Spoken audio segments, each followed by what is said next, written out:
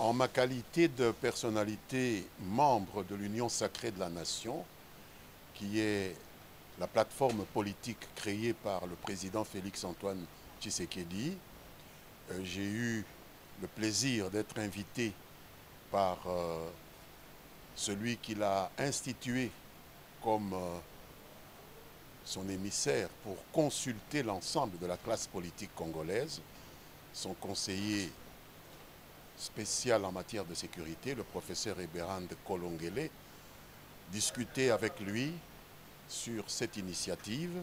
Et puisque vous voulez savoir quel sens je donne à cette initiative, je voudrais vous dire tout le bien que j'en pense, dans la mesure où nous sommes aujourd'hui un pays agressé, un pays partiellement avili dans sa partie est. Au moment où nous parlons, depuis 30 ans, les fosses communes qui ont reçu les corps de nos compatriotes en reçoivent de nouveau. D'autres Congolais qui sont en train d'être tués chaque jour, et peut-être même qu'au moment où nous parlons, il y en a qui passent de vie à trépas entre les mains de ces agresseurs rwandais.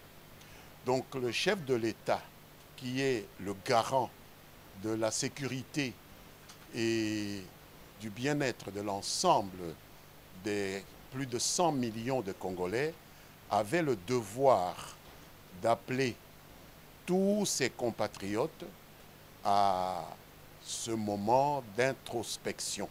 J'appelle ça de l'introspection, parce que nous devons savoir d'où nous viennent ces malheurs qui s'abattent sur nous de manière discontinue, on va dire depuis les 3 dernières décennies, mais pour quelqu'un qui connaît l'histoire du Congo comme moi, je peux dire que c'est depuis les années d'indépendance.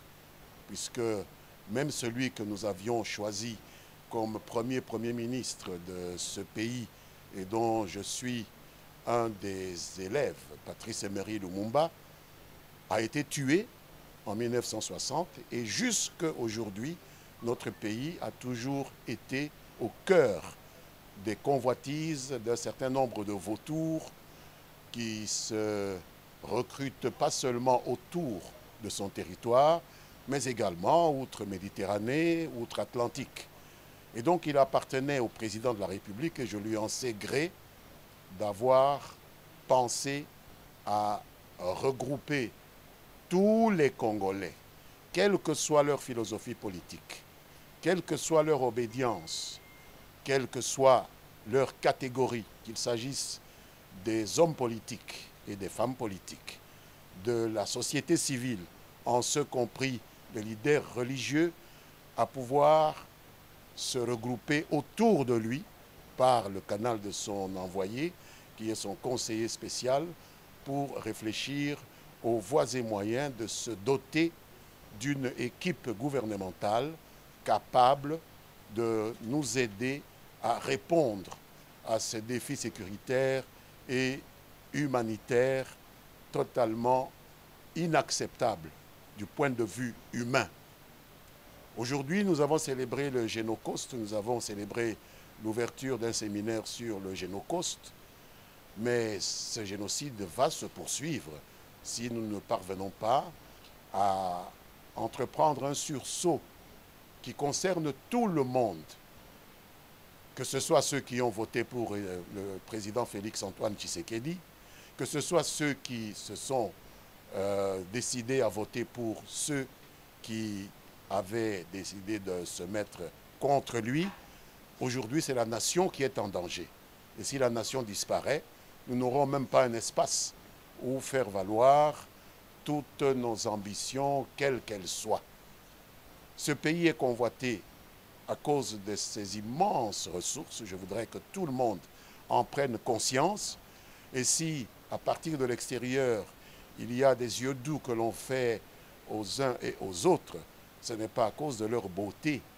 C'est simplement le souci de pouvoir les utiliser comme escalier pour pouvoir s'adjuger des espaces aussi lucratifs que contient le territoire de la République démocratique du Congo. C'est ainsi que je voudrais appeler tous mes compatriotes de la majorité comme de l'opposition, de la société civile et particulièrement les leaders religieux, en ce compris ceux de l'Église catholique et de l'Église protestante, que je remercie d'avoir pu avoir eu un contact avec le chef de l'État. Ils sont en train de multiplier d'autres contacts. Nous ne pouvons pas les empêcher de faire cela, bien que nous ayons notre point de vue que ce sont des réponses que seules les institutions habilitées par le peuple congolais doivent apporter. Mais à situation exceptionnelle, il est normal que l'on puisse réserver des réponses parfois exceptionnelles. Et s'agissant de ces deux confessions religieuses, j'ai été heureux d'apprendre que le représentant de sa sainteté, le pape en République démocratique du Congo, Monseigneur le nonce apostolique, a eu les mots justes pour placer la responsabilité de toutes ces confessions religieuses et particulièrement de l'Église catholique quant à la recherche des solutions à cette tragédie humainement inacceptable que notre pays est en train de traverser. Je voudrais donc, pour terminer sur cette question, engager son Excellence, Monsieur le Président de la République, à terminer ces concertations, puisque, bien sûr, nous sommes en guerre et notre peuple n'a rendez-vous avec personne d'autre qu'avec son destin. Et le destin de notre peuple est mis en péril. Chaque jour qui passe aggrave ce péril. Je voudrais aussi engager Monsieur le conseiller spécial du président de la République à boucler cette étape de consultation. Certes, il y a quelques-uns parmi nous qui ne sont pas prêts encore à répondre pour une raison ou une autre à cet appel institutionnel qui a été lancé par le président de la République. Mais je voudrais engager le président à laisser la porte ouverte, même si des réponses peuvent être apportées aux problèmes que nous avons par étapes.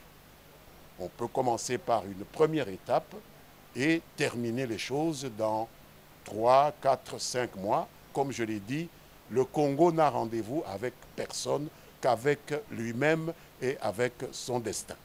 Voilà ce que je peux dire pour répondre à votre question.